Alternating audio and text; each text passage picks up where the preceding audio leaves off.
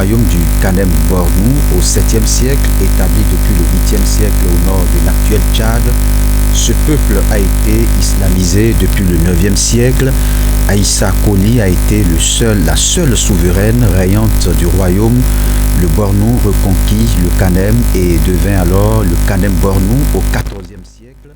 Au Bénin, le peuple bornou-manais a une cour royale avec à sa tête la reine-mère Ya Gamsou, bien connue sous le nom de Alimatou Abdoulaye, troisième adjointe au maire de Parakou.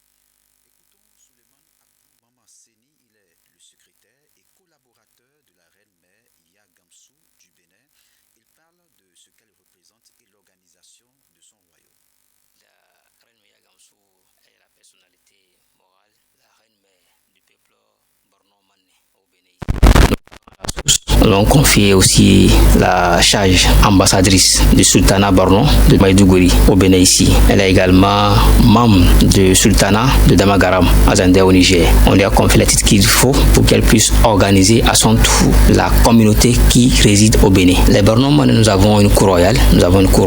C'est vrai, on peut aussi entendre parler de la communauté Haussawa. C'est la même communauté. Nous avons une cour royale, mais Ya Gamsou, elle a aussi sa cour. C'est vrai qu'elle est reine de la communauté en général Haussawa. Maintenant, elle a sa propre cour en tant que Ya Gamsou. Voilà donc ce qu'il faut retenir de ce peuple. Alors, Steve Gounouko, que savoir des origines du peuple Kanem-Bornou? Oui, les documents d'histoire enseignent bel et bien sur cette histoire, l'histoire des caravaniers Kanem-Bornou.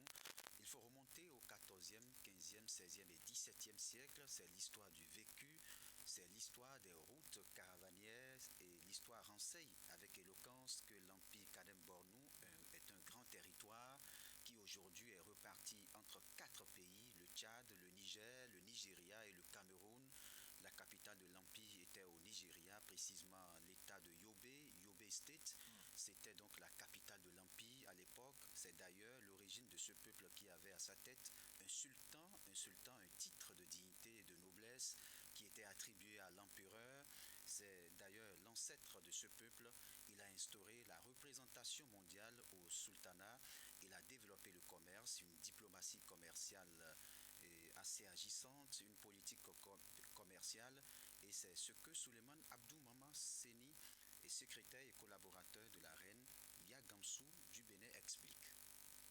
Au Ghana, il y avait une région d'Agomba, Bouipé, c'est là qu'on produisait la cola, de cola, qui n'existait pas au niveau de l'empire. Donc il a dit à ses peuples, ce qui est dans son territoire à lui, il y avait le sel, il y avait de la potasse, il y avait aussi des parures, des chevaux et consorts. Donc les gens prennent tout ça là de là-bas pour aller vendre au Ghana.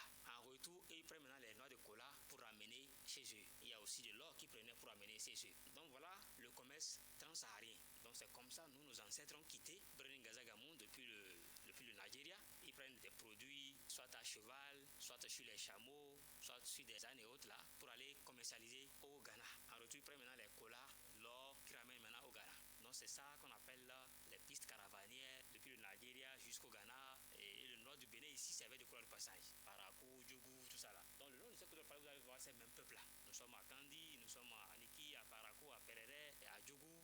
Jusqu'au Ghana, vous allez voir ces peuples là. Donc c'est notre histoire ça. L'histoire des routes caravanières. Kanem-Bornou et en partance pour le Ghana. Ce qu'il faut retenir. Donc, quels sont déjà, Raoul Sivounou, les signes distinctifs du peuple Kanem? Voilà, j'y arrive, Bornou. Voilà. Vous savez, quand on parle d'un peuple, ce peuple a toujours un signe distinctif. Oui. Alors, on reconnaît les peuples bornou-manais par leur cicatrice raciale. Et c'est l'un des signes distinctifs. Il y a aussi l'art gastronomique, oui, avec en tête la viande, le dambou, le thé, le fourra, etc. Oui. Il y a aussi le cheval et qui est également un moyen de déplacement pour ce peuple. Et c'est également un signe distinctif, le cheval.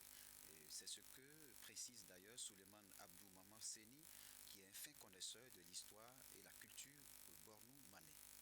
Nous avons les signes distinctifs. Vous allez au Tchad, vous allez voir, nous avons les cicatrices raciales au front, qui est le symbole de l'unicité d'Allah. Nos ancêtres, au niveau de la cour royale, quand ils ont accepté l'islam, pour propager l'islam, ils ont marqué cela au niveau de leur front. Donc ça, c'est notre symbole, notre passeport diplomatique. Vous allez au Tchad, nous sommes là, au Nigeria, l'état de sommes là. Vous allez au Cameroun, au Sori, au nord du Cameroun, nous sommes là. Donc vous remontez un peu maintenant vers le pays Hausa, Kano, Kassina, Zaria. Nous sommes là toujours pour allumer ces routes caravanières. Vous venez un peu vers le Bénin, le nord du Bénin, dans le Borgo actuel, Parakou, Kandi, Perere, Niki, Djougou, nous sommes là. Vous évoluez au Togo, Kara, nous sommes là. Ghana, Kourouma, Koumassi, Accra, nous sommes toujours là. Jusqu'au niveau de la Côte d'Ivoire. Nous avons des cités distinctifs au front et aussi des fois au temple pour ceux qui le veulent. Et la gastronomique Kanuri, il y en a de diverses formes. Le mets le plus prisé chez nous, c'est la viande, accompagné de brabusco. Brabusco en Kanuri, c'est ce que vous connaissez ici, qu'on va dire dambo chez les Armas. Dans brabusco, il y a la maille de fer pour les bornons, très prisé avec beaucoup de viande. Il y a aussi le thé est très aimé. Il y a aussi les boules, fourra accompagné du lait. Le lait aussi, d'origine historiquement, c'est pour nous aussi. Les peuls sont nos cousins, les peuls sont de mère aussi bornons. C'est pourquoi nous avons les plaisanteries de cousinage entre les peuls et les manes et autres là. Donc, et ils sont de mère manée. Donc, si on remonte sur l'histoire depuis le Tchad, les peuls descendent de nous, côté maternel. Quand on se réunit pour la fête culturelle Kanem-Borno, toute la ville pratiquement va à cheval. Donc, le cheval a une place de choix dans notre culture.